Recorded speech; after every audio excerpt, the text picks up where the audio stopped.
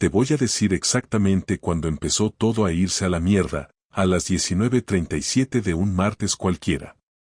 Lo sé porque miré el reloj justo cuando abrí la puerta del trastero y los vi. Y cuando digo los vi, no me refiero a algo ambiguo. No. Lo vi todo.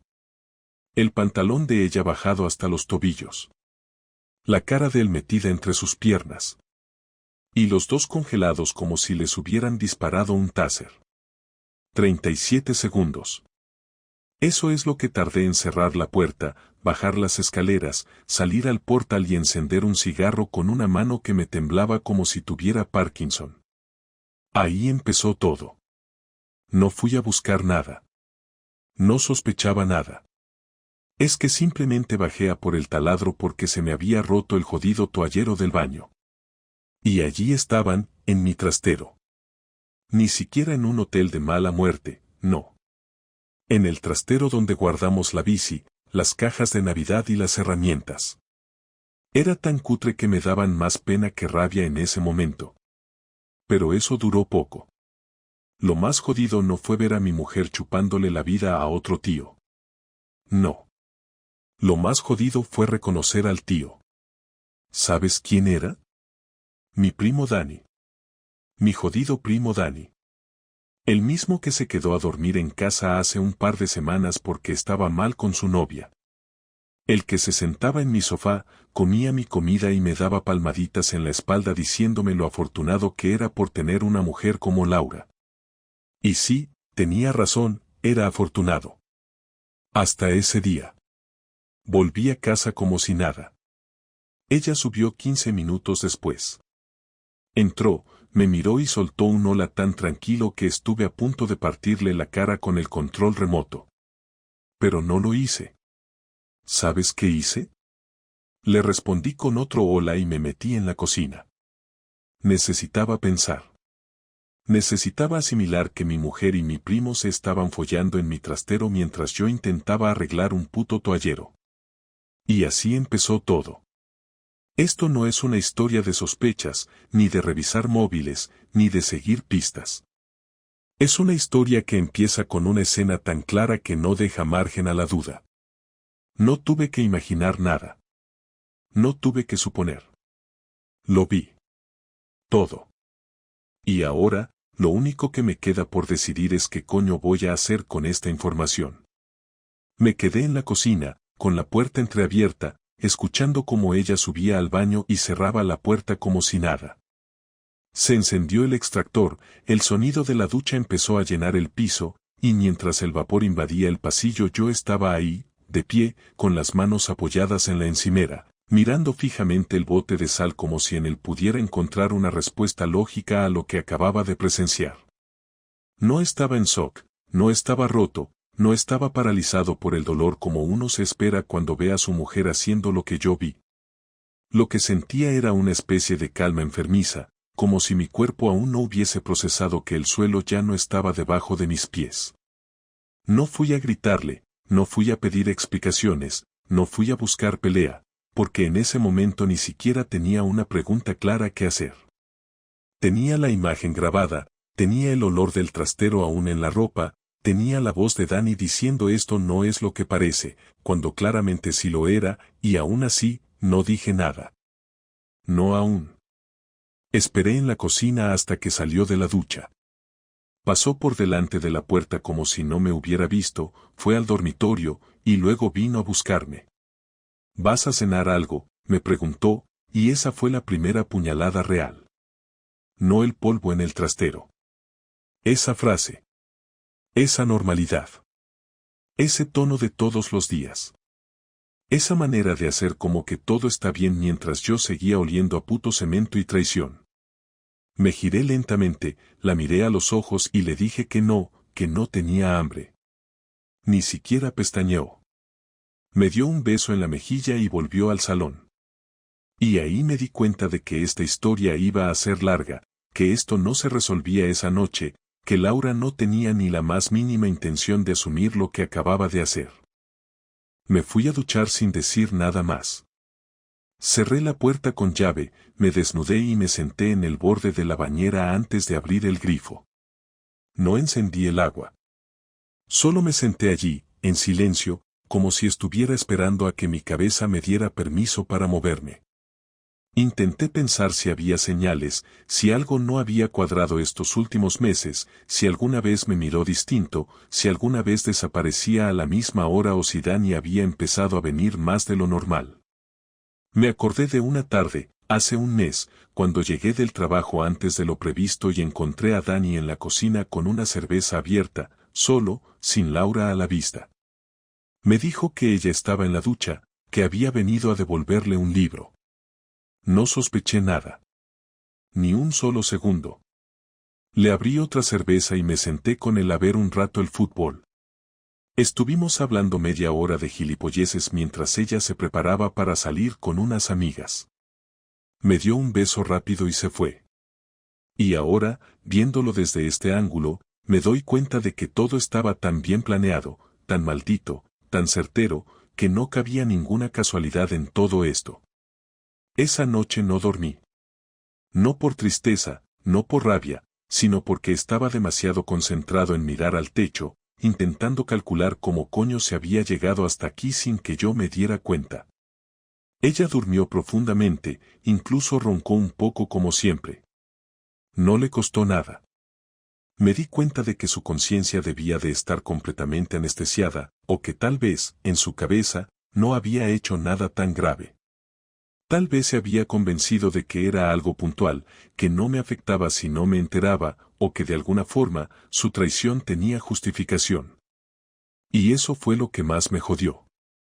No solo el acto en sí, sino la tranquilidad con la que lo llevaba, como si yo fuera un espectador más de su vida paralela. A la mañana siguiente, se despertó temprano, se vistió para ir a trabajar y me preparó café como siempre.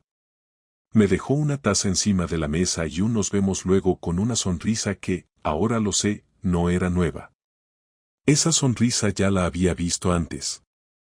Muchas veces. Solo que antes me la creía. Esperé a que se cerrara la puerta, escuché sus pasos bajar por la escalera, el portazo del portal, y luego me levanté. No toqué el café. No desayuné. Abrí el portátil y me puse a buscar una cosa muy concreta, cámaras de vigilancia. No era paranoia, no era locura, era necesidad. Necesitaba pruebas. No bastaba con lo que vi. No por mí, sino porque algo dentro de mí quería entender hasta dónde había llegado esto. Si fue solo una vez, si llevaban meses, si era la primera o la 10ª.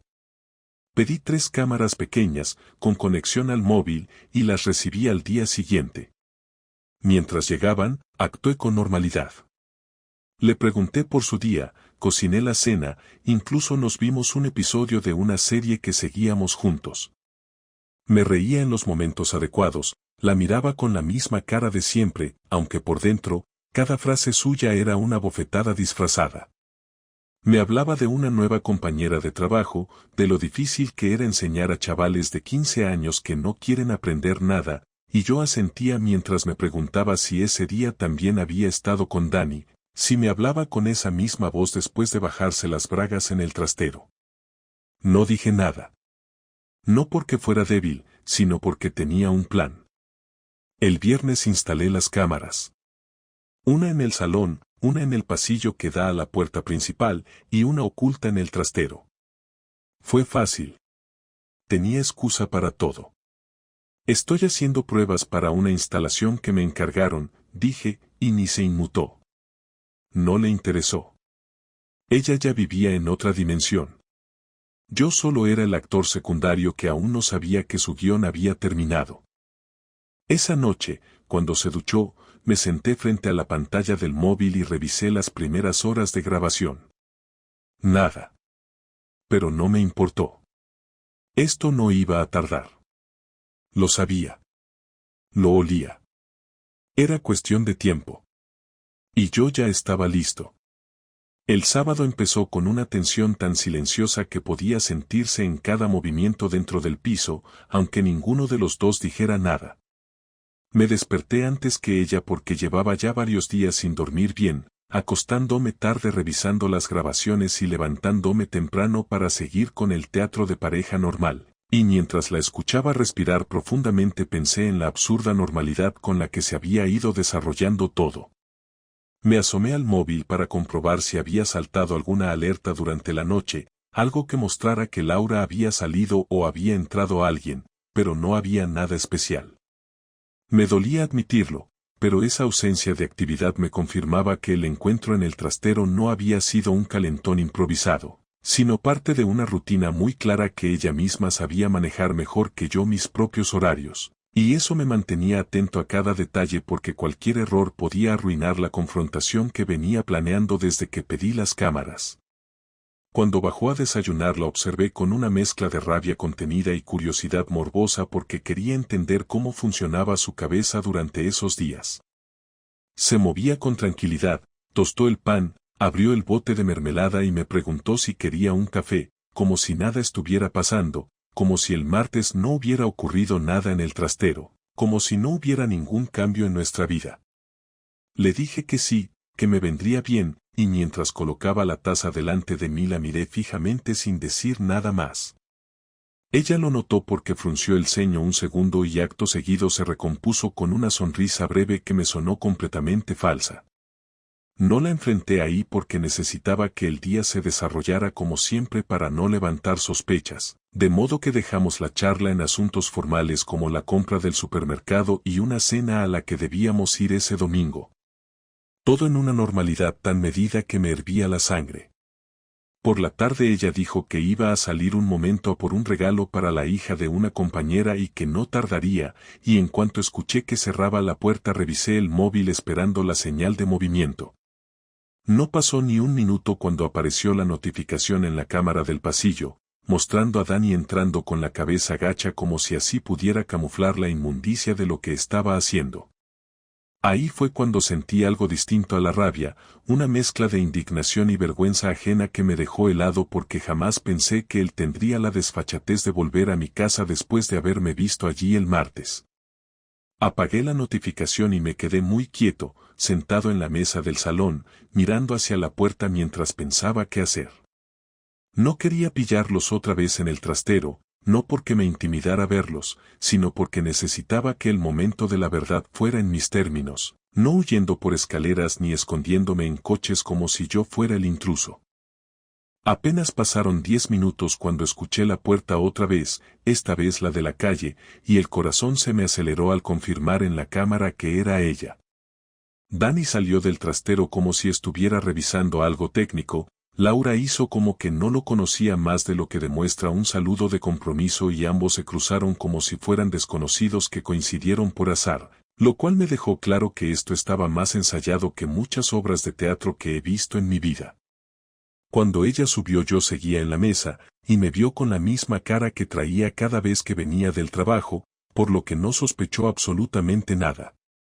Me dijo que había encontrado el regalo, que había estado en 2 tiendas porque no sabía si la niña prefería puzzles o cosas para pintar, y mientras me lo contaba sentí una presión en el pecho que no sabía si era ira o tristeza.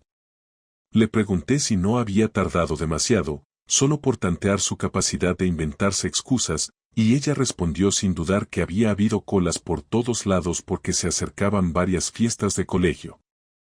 En ese momento supe que mentía con una facilidad que me debería haber inquietado años atrás, pero no lo había notado nunca porque nunca había tenido razones para dudar de ella. Después de cenar me dijo que estaba cansada y que se iba a acostar. Yo me quedé en el salón mirando una película que ni siquiera seguí porque en la cabeza tenía ya la escena que pensaba provocar al día siguiente. La idea de enfrentarla esa misma noche me tentó, pero no quería hacerlo sin control emocional porque podría acabar rompiendo cosas o diciendo algo que me arrepintiera. Preferí guardarlo para una mañana en la que ella no tuviera excusas de prisas ni compromisos, y donde los dos pudiéramos quedarnos atrapados en la conversación sin escapatoria. El domingo amaneció tranquilo, con un silencio extraño que se sentía más pesado que los demás días. Laura estaba en la cocina cortando fruta y preparando tostadas, y cuando me vio entrar me sonrió con una naturalidad que me pareció ofensiva. Me apoyé en la encimera mientras ella seguía a lo suyo y en ese momento decidí que ya estaba bien. Le dije que necesitaba hablar con ella y que era importante. Noté cómo se le tensaron los hombros porque no estaba acostumbrada a verme tan serio a primera hora del día, pero dejó el cuchillo en la tabla, se limpió las manos y se giró para escucharme. No empecé con rodeos ni discursos largos, simplemente solté que lo sabía todo, que lo había visto yo mismo y que no tenía intención de fingir más. Ella se quedó inmóvil, como bloqueada por unos segundos, y después intentó armar una frase que comenzó con un ¿de qué hablas?, que me sonó tan insultante que tuve que respirar hondo para no perder el control. Le dije que no se hiciera la tonta, que la había visto el martes con Dani en el trastero y que sabía perfectamente que él había vuelto el día anterior mientras ella se hacía la buena esposa comprando regalos. Su reacción fue una mezcla entre sorpresa fingida y confusión real, lo cual me dejó claro que no tenía una coartada preparada para una confesión tan directa. Trató de negarlo, dijo que seguramente había malinterpretado algo, que yo debía estar confundido o que quizá había visto a alguien que se parecía a ellos, pero la interrumpí explicándole con calma que tenía grabaciones de las cámaras. Ella abrió los ojos como si por fin comprendiera que no se trataba de una sospecha sino de una evidencia irrefutable y en ese instante supo que no había margen para escaparse. Dijo mi nombre con un tono más bajo que otras veces y respiró profundamente antes de intentar justificarse. Me soltó que no era algo que estuviera planeado, que las cosas se habían dado así, que Dani había pasado un mal momento y que ella solo quería consolarlo, pero que todo se había ido de las manos porque ninguno de los dos sabía parar. Mientras la escuchaba me daba cuenta de que cada frase sonaba peor que la anterior porque no había ni un solo atisbo de arrepentimiento sincero, sino un intento torpe de explicar lo inexplicable. Le pregunté desde cuándo estaba pasando todo y ella tardó demasiado en contestar, lo cual me dio la respuesta antes de que la pronunciara. Finalmente admitió que llevaban semanas, que no sabía cómo contarlo y que pensaba terminarlo antes de que yo me enterara. Le dije que no me importaba cuando había empezado, que lo que me importaba era que había dejado entrar en casa a un tipo que era de mi familia y que lo había hecho sabiendo que yo confiaba en ambos, y que no había mostrado ni un mínimo de culpa hasta el momento en que fue descubierta. La conversación se volvió más tensa porque ella intentó llorar, pero había algo en su llanto que no me provocaba compasión, sino rechazo, porque sabía que no lloraba por lo que había hecho, sino por el hecho de haber sido descubierta. Le dije que ya no tenía sentido seguir hablando como si pudiéramos reparar algo, que este era el punto donde las cosas cambiaban y que desde ese momento necesitaba distancia para pensar, porque yo no iba a quedarme junto a una persona que había decidido traicionar mi confianza de esa forma tan fría. Ella intentó acercarse, quiso tocarme el brazo para calmarme, pero retiré mi cuerpo con rapidez porque no podía soportar sentir su contacto. En ese instante se dio cuenta de que la situación ya no estaba bajo su control y empezó a pedirme que no me pusiera así, que podíamos hablarlo mejor, que no tenía por qué exagerar, lo cual me hizo perder la paciencia y subir el tono de voz para explicarle que no estaba exagerando nada porque la consecuencia lógica de una traición era una reacción proporcional. Terminamos la discusión cuando le dije con firmeza que durante esa semana yo me iría a dormir al sofá y que prefería que ella se quedara tranquila en la habitación, porque no tenía intención de compartir cama ni espacio íntimo con alguien que había compartido cuerpo con otro en nuestro propio edificio. Ella reaccionó intentando justificar que no había sido en la casa sino en el trastero, como si ese matiz cambiara algo. Y ese comentario me provocó una indignación tan grande que decidí cortar la conversación de inmediato para no decir algo de lo que me arrepintiera. Me fui al salón sin mirar atrás, consciente de que la primera parte de la confrontación había terminado y que lo que vendría después sería aún más complicado.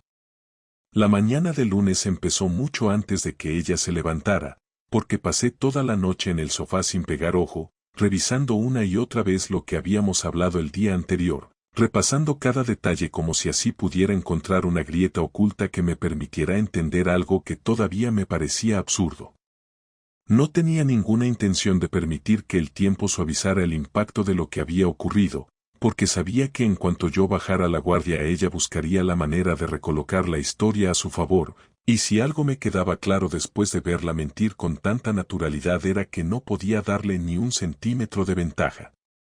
Así que mientras amanecía y las primeras luces entraban por el balcón, tomé la decisión de que la venganza no iba a ser impulsiva ni violenta, sino estratégica, silenciosa y tan precisa que ella y mi primo no tendrían forma de escapar de las consecuencias.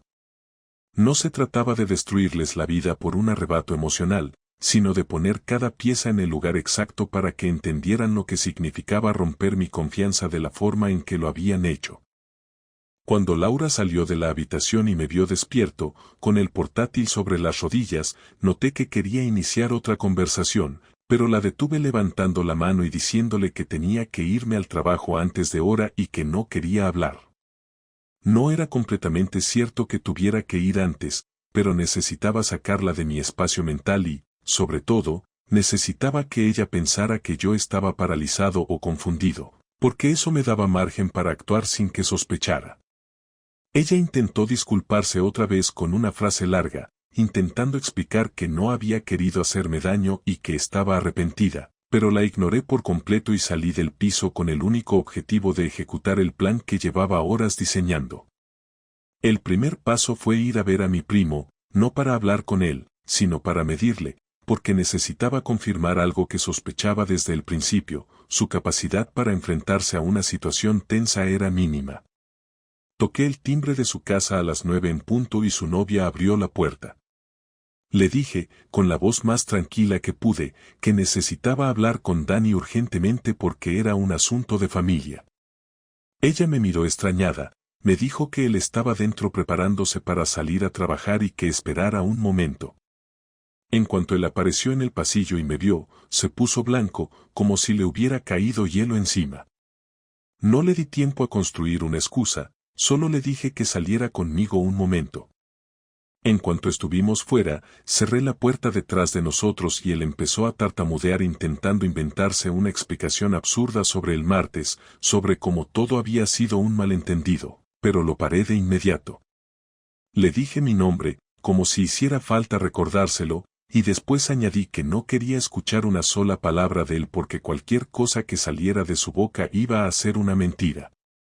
Él intentó acercarse para poner una mano en mi hombro, gesto que me resultó tan patético que tuve que contener el impulso de apartarlo bruscamente. Le dije que sabía exactamente lo que había hecho, que había visto todo y que tenía pruebas. La palabra pruebas le generó un temblor visible en las manos y eso me sirvió para confirmar que lo tenía acorralado. No le conté nada más. No le dije cuál era mi plan, no le expliqué qué iba a pasar. Solo le aclaré que no quería verlo cerca de mi casa, de mi mujer o de mí, y que si intentaba contactar conmigo por cualquier motivo, entonces sí tendría que enfrentarse a consecuencias que no iba a poder controlar. La presión en su rostro era evidente, pero sobre todo se notaba que no sabía qué temer exactamente, y ese vacío era más útil que cualquier amenaza explícita. Me fui sin despedirme y lo dejé en la puerta, con su novia mirando desde la ventana sin entender nada. Volví a casa varias horas después, sabiendo que Laura ya habría salido al instituto, lo cual me permitía operar sin interrupciones. Entré en el piso y me dirigí al trastero para recuperar la cámara oculta y revisar con detalle las horas exactas en las que ellos se habían visto. Necesitaba un patrón, porque la venganza no podía consistir solo en exponerlos, sino en hacerlo del modo más certero posible. Descubrí que Dani había bajado al trastero varias veces durante las últimas semanas, casi siempre cuando yo estaba trabajando, pero hubo 2 días donde las horas coincidían con momentos en los que ella decía que estaba comprando o dando un paseo. Aquello me sirvió para confirmar que no se trataba de algo puntual, sino de una repetición funcional, algo que tenían estudiado. Me descargué los vídeos en un disco externo y luego borré todo rastro de las cámaras en el móvil, porque aunque ella no solía revisar nada mío, prefería no correr riesgos. Guardé el disco en una de mis cajas de herramientas, debajo de un maletín lleno de tornillos, porque ahí era imposible que Laura buscara nada. El siguiente punto del plan era el económico. Aunque no estábamos casados en separación de bienes, sí teníamos una serie de cuentas compartidas que me interesaba proteger antes de dar cualquier paso. Fui al banco y pedí limitar movimientos automáticos, cambié las claves y dejé preparada una carpeta con toda la documentación necesaria para congelar la cuenta conjunta en cuanto fuera necesario. No me apetecía coger mis cosas e irme sin más, porque eso significaría dejarle la comodidad del piso mientras yo buscaba dónde caerme muerto, y no estaba dispuesto a regalarle la tranquilidad después de lo que había hecho. Al volver al piso, por la tarde, Laura ya había llegado. Me encontró organizando documentos sobre la mesa del salón, aunque no podía ver que eran referentes al banco porque los tenía cubiertos por una carpeta negra. Me preguntó si estaba bien y si teníamos que hablar en algún momento de lo que había pasado. Le dije que hablaríamos, pero no ese día, y que necesitaba espacio. Ella aceptó sin protestar, quizás creyendo que estaba reculando o que me ablandaría con el tiempo. Lo que no sabía es que cuanto más silencio me regalaba, más margen tenía yo para moverme. Se sentó en el sofá y se puso a ver la televisión como si quisiera llenar el aire con algo que hiciera la situación menos pesada. Yo recogí mis papeles y me fui a la habitación del fondo, no porque quisiera alejarme de ella, sino porque necesitaba que notara que la distancia no era un impulso momentáneo, sino una elección consciente que iba a mantener. Después de cenar, cuando ya se había metido en la cama, escuché cómo suspiraba de forma exagerada, buscando mi atención. No fui. No me acerqué. No dije nada. Porque sabía que la venganza no consistía en gritar, ni en insultar, ni en romper nada, sino en hacerle entender que cada decisión suya tenía un precio y que ese precio lo iba a pagar en cuotas largas. No buscaba hacerla sufrir por el placer de hacerlo, sino por la necesidad de equilibrar algo que se había roto de una manera demasiado brutal como para dejarlo pasar. El martes siguiente, a primera hora de la mañana, fui a hablar con un abogado. No le conté los detalles escabrosos, solo le expliqué que mi intención era proteger mis bienes y estudiar si podía quedarme en el piso mientras se resolvía cualquier proceso. Él me explicó los pasos, los tiempos, las opciones, y me recomendó que no revelara mis planes a Laura todavía. Salí de allí con una sensación de tranquilidad extraña, como si por fin las cosas empezaran a ordenarse en mi cabeza. Ese mismo día, al volver del trabajo, Laura me dijo que había estado pensando mucho y que quería arreglar las cosas. Me habló de terapia de pareja, de segundas oportunidades, de errores que cualquiera puede cometer, y aunque su discurso estaba preparado, su voz tenía esa vibración nerviosa que aparece cuando alguien empieza a sentir que está perdiendo algo que daba por hecho. La escuché en silencio hasta que terminó y cuando intentó acercarse a mí para tocarme el brazo, retrocedí del mismo modo que lo hice el domingo. Le dije que ya no estaba en el punto de querer arreglar nada, que necesitaba terminar de pensar antes de tomar una decisión definitiva y que mientras tanto prefería que mantuviéramos la distancia. Ella se quedó inmóvil durante unos segundos y luego me preguntó qué pensaba hacer. No le respondí, porque no necesitaba que ella conociera la estructura de mi proceso. Solo dije que cuando tuviera algo que comunicar, se lo diría, y cerré la conversación sin darle ninguna pista. Esa noche, mientras ella dormía, envié un mensaje a su madre pidiéndole que quedáramos para hablar el jueves. No le dije el motivo, pero su respuesta inmediata me confirmó que no sospechaba nada. Mi idea no era destruir la relación de Laura con su familia, sino que su madre entendiera directamente por mí lo que había ocurrido, sin adornos ni versiones manipuladas, para evitar que Laura intentara victimizarse más adelante. Quería que quienes la conocían de verdad supieran lo que había hecho y por qué yo iba a actuar como pensaba hacerlo. Terminé esa noche sentado en el sofá, igual que al inicio de la semana, pero con una sensación distinta porque ya tenía cada bloque de la venganza preparado. Solo faltaba la ejecución exacta que debía llegar en el momento más adecuado. No se trataba de precipitaciones ni de golpes de efecto, sino de precisión, de dejar claro que ella había cruzado una línea que no podía borrarse. Y mientras la observaba desde el pasillo, durmiendo de lado como todas las noches, pensé que quizás lo más irónico era que ella todavía creía tener el control sobre lo que venía, sin saber que ya estaba viviendo el principio de su propia caída, una caída que había construido con sus propias decisiones y que yo simplemente iba a permitir que siguiera su curso. El jueves llegó con una calma que parecía casi fabricada a propósito, como si todo en el aire estuviera fingiendo para hacer que lo que tenía que pasar ese día se sintiera más limpio, menos sucio, cuando en realidad lo que se venía era probablemente la parte más cruda de todo este proceso. Laura se había despertado antes que yo, había salido de casa sin hacer ruido, y eso, lejos de parecerme una muestra de respeto, me sonó a miedo, a prevención, como si supiera que algo estaba por venir y no quería estar allí cuando ocurriera. Y no se equivocaba. Mi cita con su madre era a las 11, en una cafetería del centro, un sitio que ella misma me había propuesto sin saber que íbamos a hablar. Llegué puntual, me senté en una mesa del fondo y esperé 10 minutos hasta que apareció, con esa cara amable de siempre, con su bolso colgando del antebrazo y el gesto relajado. Se acercó, me dio un beso en la mejilla y se sentó frente a mí, preguntándome qué tal estaba con una naturalidad que no merecía respuesta amable. Le dije directamente que necesitaba contarle algo serio sobre su hija, y que prefería que no me interrumpiera hasta terminar, porque si lo hacía, iba a costarme mucho seguir hablando. Ella sintió sin dejar de sonreír, pensando que lo que iba a decir tenía que ver con una discusión o una crisis de pareja pasajera. Le dije que Laura me había sido infiel, que no era una sospecha ni una intuición, que lo había visto con mis propios ojos y que había recogido pruebas para no dejar lugar a ninguna duda. Le dije también que el otro era Dani, su sobrino, y que por eso necesitaba contárselo antes de que empezaran a circular versiones raras o malintencionadas, porque yo no tenía interés en montar un escándalo familiar, pero sí quería dejar claro que no había margen para el silencio.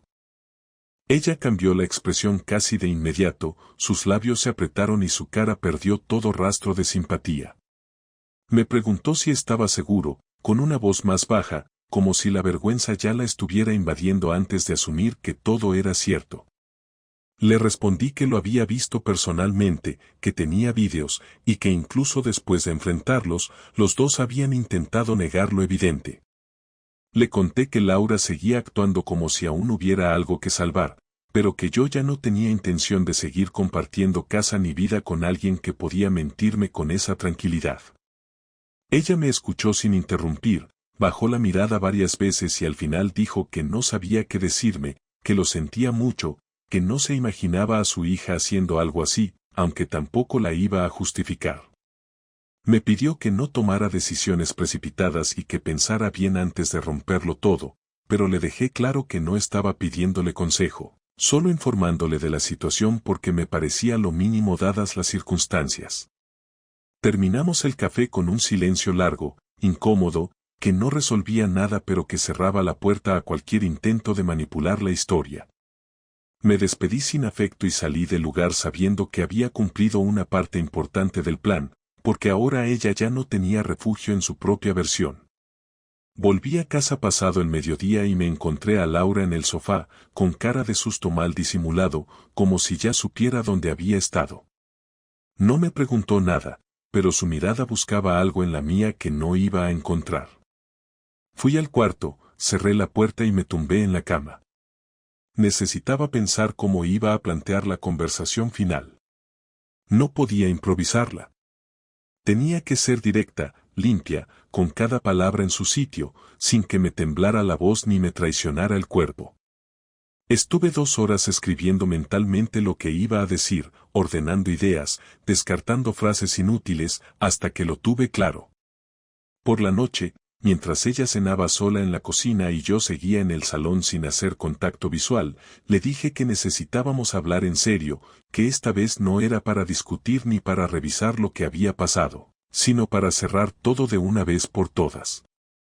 Se sentó en el borde del sillón, con las manos entrelazadas, y esperó a que empezara. Le dije que ya había hablado con su madre, que no tenía sentido ocultarlo más, y que a partir de ese momento todo iba a cambiar.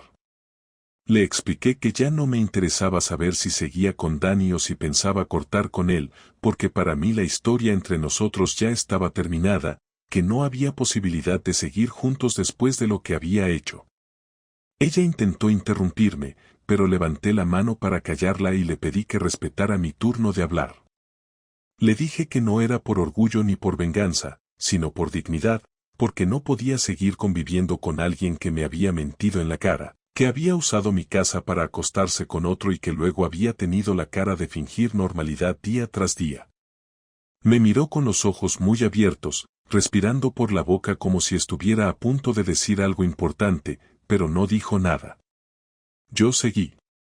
Le dije que no iba a echarla del piso todavía, pero que sí iba a empezar a preparar mi salida, que ya había hablado con un abogado y que en cuanto tuviera todos los papeles listos, cada uno seguiría su camino. Le aclaré que no iba a permitir que se llevara ni un solo euro de nuestras cuentas sin que lo acordáramos por escrito, que no iba a dejarle el coche ni la plaza del garaje y que si quería facilitar las cosas, lo mejor que podía hacer era colaborar. Ella, esta vez, no respondió con excusas ni con llanto.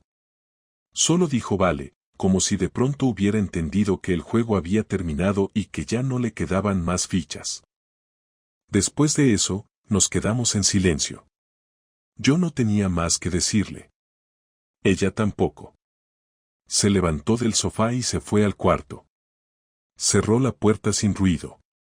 Yo me quedé ahí, solo, mirando la pared, y me di cuenta de que no me sentía aliviado, ni tranquilo, ni vengado. Me sentía vacío, como si me hubieran quitado algo que no voy a poder recuperar, no porque ella me lo robara, sino porque yo lo había entregado sin saber que lo estaba perdiendo. No sentí orgullo por lo que había hecho, pero sí la certeza de que no podía haberlo hecho de otra manera. No era una victoria, era simplemente justicia, y aunque eso no llenaba el hueco, al menos lo dejaba expuesto con claridad. Esa noche no dormí en el sofá. Dormí en la cama. Ella se quedó en el sofá. No hubo discusión sobre eso. Supo que yo ya no iba a moverme más para hacerle espacio. Ahora le tocaba a ella encontrar el suyo en otro sitio. Al día siguiente no desayunamos juntos, no nos dijimos nada. Fue como si ya no viviéramos en el mismo lugar, y quizás ya no lo hacíamos. El final había llegado, aunque aún faltaran detalles legales por cerrar. Lo esencial ya estaba decidido.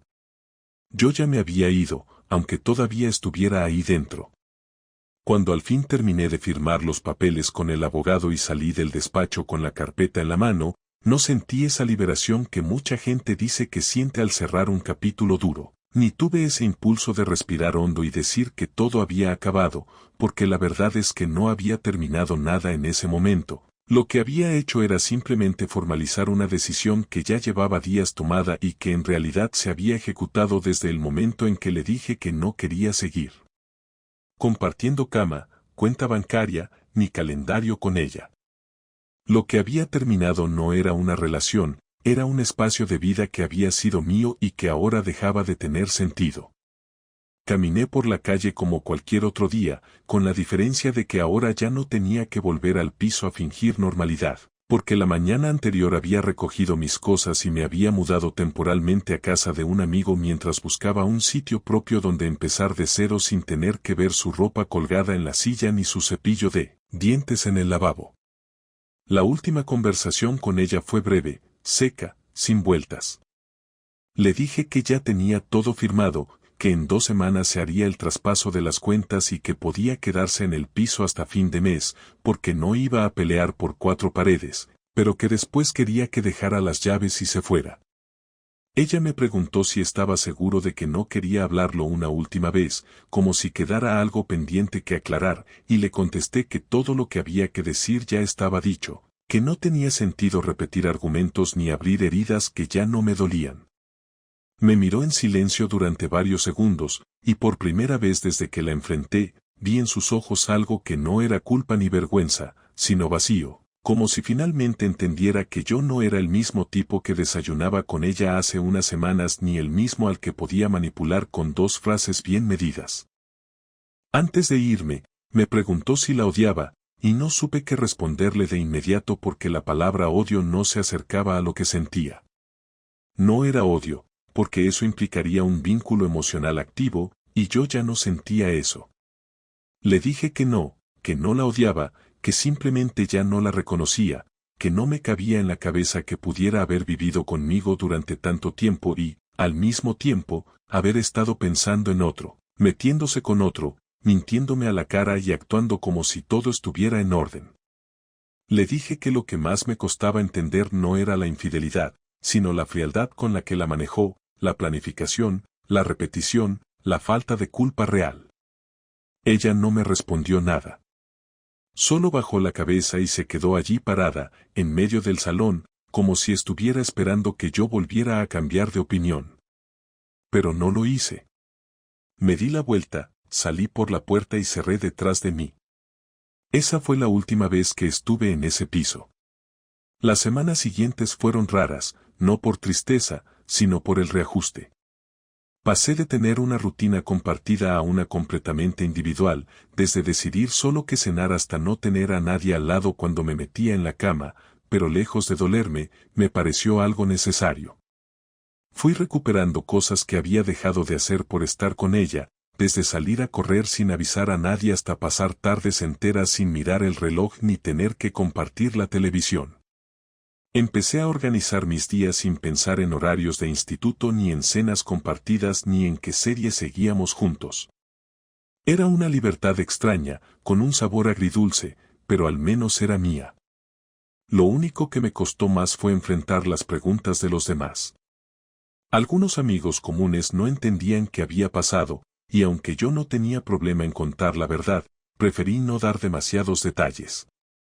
No porque me avergonzara, sino porque entendí que mucha gente no quiere saberlo todo, solo quiere una versión que les permita seguir saludando a ambos en caso de cruzarnos por la calle. Con mis padres fui más claro.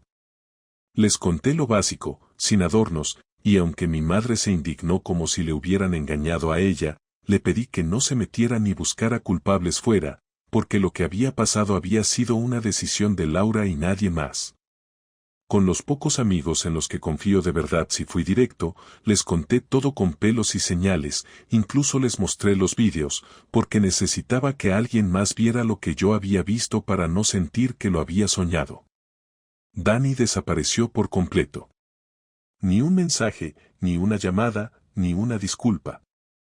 Supongo que entendió que no había vuelta atrás y que cualquier intento de justificarse iba a ser inútil. Su novia, según supe después, lo echó de casa a los pocos días de todo esto. No porque yo se lo dijera, sino porque ella misma se enteró por otras vías. No sentí ninguna satisfacción por eso. Solo pensé que había sido una consecuencia lógica, que las mentiras no aguantan demasiado tiempo antes de colapsar. A veces me preguntan si pienso en lo que haría si me lo cruzara por la calle, y la verdad es que no tengo respuesta. Tal vez lo miraría de frente, tal vez lo ignoraría por completo. Pero lo que sí sé es que ya no tiene poder sobre mí, porque ya no le tengo rabia. Solo asco. Con el paso de los días empecé a entender que lo que había vivido era más común de lo que uno quiere admitir. Muchos hombres lo viven, pocos lo cuentan. Algunos se quedan y tragan, otros se van, otros se encierran en sí mismos. Yo no quería ninguna de esas opciones. No quería ser una víctima ni un mártir, solo quería salir limpio de esto, saber que hice lo correcto, que no me dejé arrastrar por emociones baratas ni por impulsos vacíos. Aprendí a valorar mi silencio, mi paciencia, mi capacidad de no romper todo en el primer impulso, y eso, al final, fue lo único que me hizo sentir que había ganado algo. A día de hoy sigo solo. No porque tenga miedo de volver a confiar, sino porque no tengo prisa. Me mudé a un piso más pequeño, cerca del trabajo, con menos espacio pero mucho más mío. Decoré las paredes como quise, tiré cosas que no necesitaba y empecé a llenar los estantes con libros que tenía pendientes desde hace años. A veces salgo con amigos, a veces me quedo en casa sin hacer nada. No hay una historia perfecta después de esto, pero hay paz, y eso ya es mucho. Y si alguien me preguntara qué aprendí de todo esto, diría que no aprendí a desconfiar, ni a sospechar, ni a poner cámaras en todos lados. Lo que aprendí es a mirar con más atención, a escuchar los silencios, a no dejar pasar lo que me incomoda, a no negociar con lo que me quita el sueño. Aprendí que cuando alguien cruza ciertos límites, no hay vuelta atrás, por más que lo intentes. Y sobre todo, aprendí que uno puede perder muchas cosas, pero si no pierde el respeto por sí mismo, entonces no ha perdido nada que no se pueda recuperar.